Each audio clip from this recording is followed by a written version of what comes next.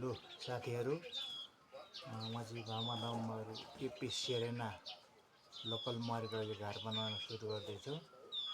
अस्ति तपाईँहरूलाई मैले यो डिस्ट्रिक्टको नाम पारेँ भने है अलिक असक्त छु, चटाइ बसाएर म बस्छु। यसको हाइट चाहिँ ठ्याक्कै 154 mm भनेर भनेको छ। लम्बाइ अब 13-14 भइहाल्यो। यसरी मिलाएर काट्नुपर्ने हुन्छ। यसको ठाडो उचाइ चाहिँ 194 mm भनेर मैले एउटा पुस्तकमा भेटेको छु। त्यसकै आधारमा न्युटन बी बर्गरका घरमा निर्माण जाँदैछु। यो बन्दाघाटी पनि एक दुईवटा मैले बनाएको थिएँ।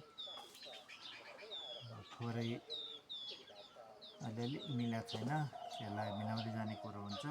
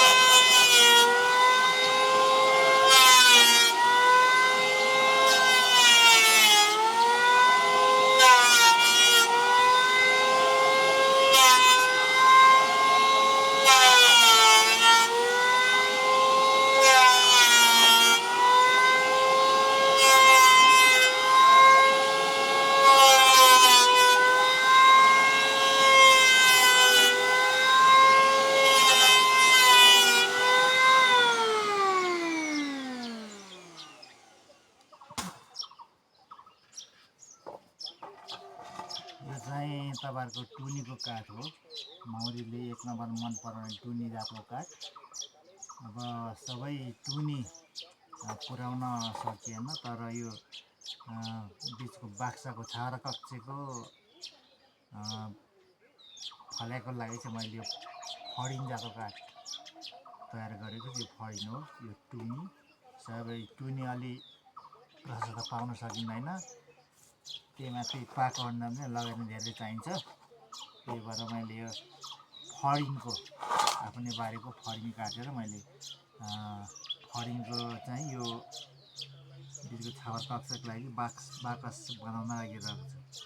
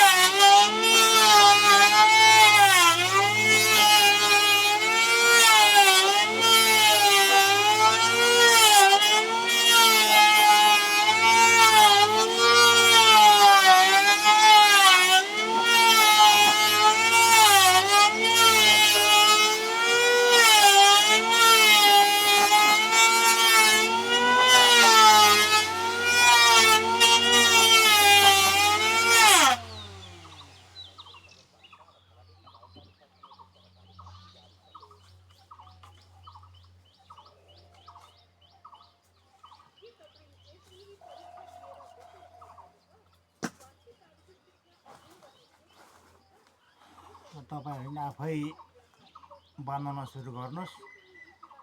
सामान्य मेहनतले यो बनाउन सकिँदो रहेछ। अब तपाईँहरू पनि बनाउन थाल्नुभयो भने तपाईँहरूले बनाउन सक्नुहुन्छ। अब फर्निचर यता मिस्त्री कर्मी खोजेपछि तपाईँहरू अलिक पछाडि पर्नुहुन्छ है। यो रेडिमेड घाट किन्नु पऱ्यो। रेडिमेड घाट किन्दाखेरि आफूले भने जस्तो काठ त्यसमा युज गर्न सकिन्न। आफैले बनाउनु भइसके पछाडि टुनी छ भने टुनी, नभए अर्को काठको तपाईँहरूले आफ्नै बारी गाडीको काठ काटेर बनाउन सक्नुहुन्छ।